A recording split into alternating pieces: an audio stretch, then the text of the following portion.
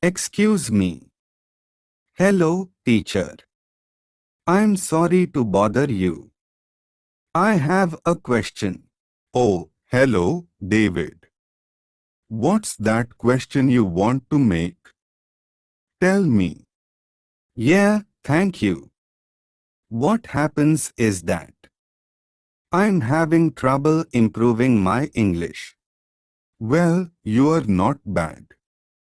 In fact, you did well in the last exam. What's the matter? Probably, but it's not enough. I mean, I need to improve my English soon. I have already told you. You only need to practice. That way you'll improve your language skills. What happens is that I need to get a better job. And I need to speak very good English for that. Please, I need your help.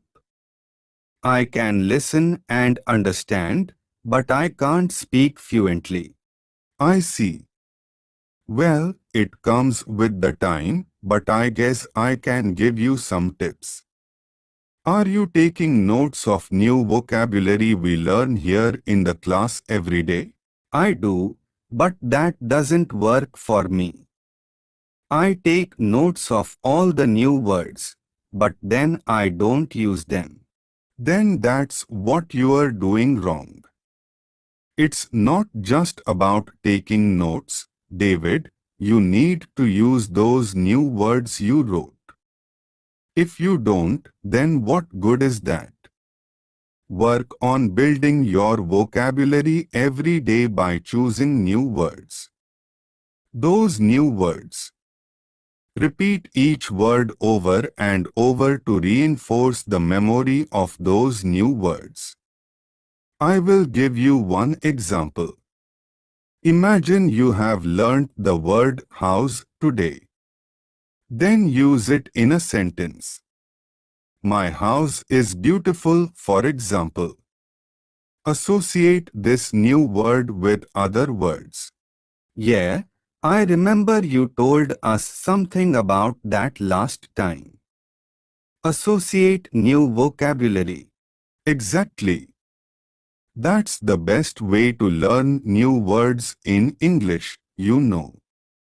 People think translating a word is enough, but it's useless if you are not able to use that new word. That's why you have to incorporate that new vocabulary to your own life. Real life. I think I get it. It's not enough to know what something means. I mean a word. If we don't use it, we will forget that word we have learned, right? Is that correct? That's right. That's how you get to speak advanced English. Learning new words and using them in your real life. Please never forget this tip.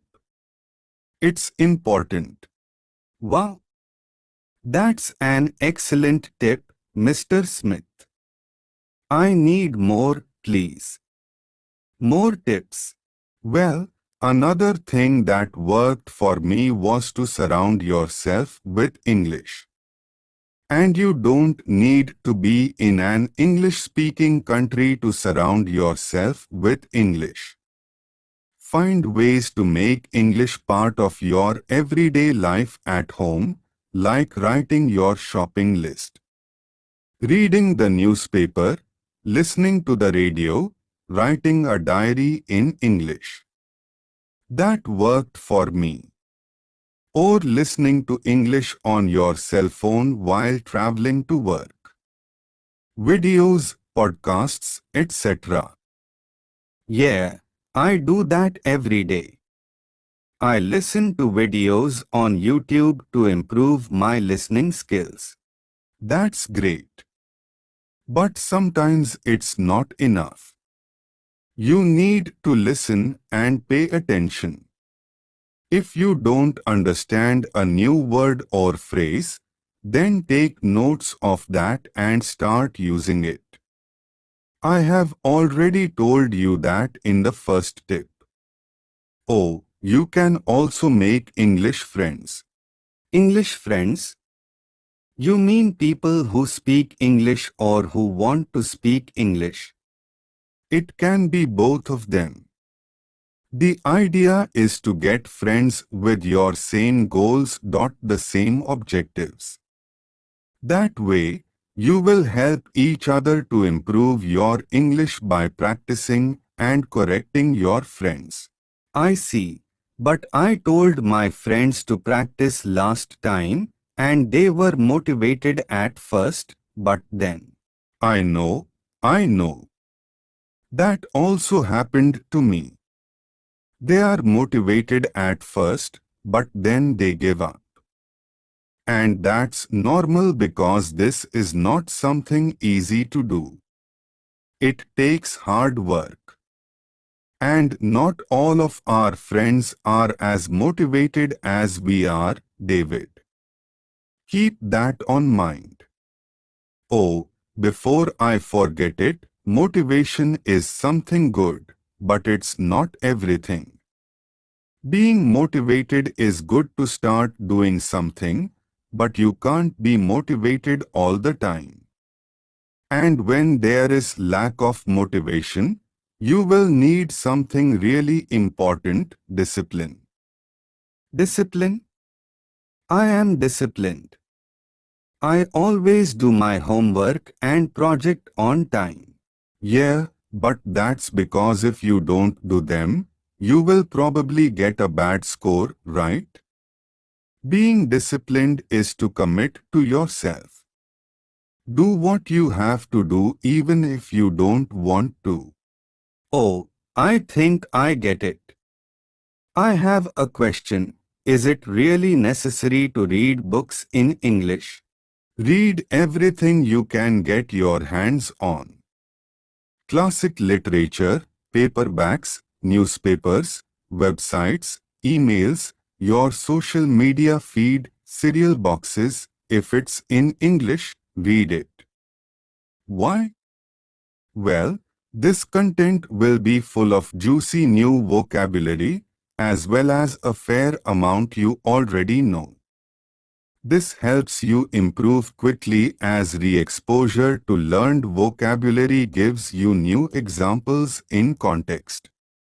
It's not necessary you read boring books about culture, history, drama. If you don't like them. But read whatever you want to read in English. Even if it's a comic book or whatever. Excellent. I was worried about that. I don't like reading books. Oh, also. Find fun ways to learn new words. That helps a lot. Not everyone learns in a same way, you know. Some people like to read, others watch videos. If you like singing, then look up the words for your favorite English songs. Rock, baldas, etc. Or if you remember what you see, write new words on post-it notes and stick them up around your house. Make funny example sentences or draw little pictures next to new vocabulary to help you remember it. I like that idea. And well, I like listening to music too. I can also do that. But remember, making it fun doesn't mean it's not serious. You have to be disciplined anyway. I get it. And teacher, one question. How often should I study or practice? I mean, I study English every day, but somebody told me that's not good. So, how often? It all depends on you. Look, I have been teaching English for more than 15 years. So, let me tell you something I have learned. The important thing is how much can you handle? Some people get stressed very easily while others can handle hard work and pressure normally. So if you can practice all day, that's perfect. The more you practice, the better and quicker you learn. So, don't listen to those people who tell you that you just need 1 hour a day, 1 day a week. It can probably work, but you'll take many years to speak English. That's silly. If you want to accelerate your learning, then you need to add more hours to your practice. But also be realistic, learning a language takes time. You can't make it in just a week or a month. Yes, I know that. But I am determined to learn and dominate this beautiful language. Sorry, teacher. There are many things that these experts say in the teaching of English. I'd like to know more about that. For example, can I use a dictionary or translator? My last teacher told me not to use it because we're learning English and that's forbidden. That doesn't make sense. In order to learn new words, you need to know what it means first. But there are ways to use a dictionary or translator. We can make another video about those things.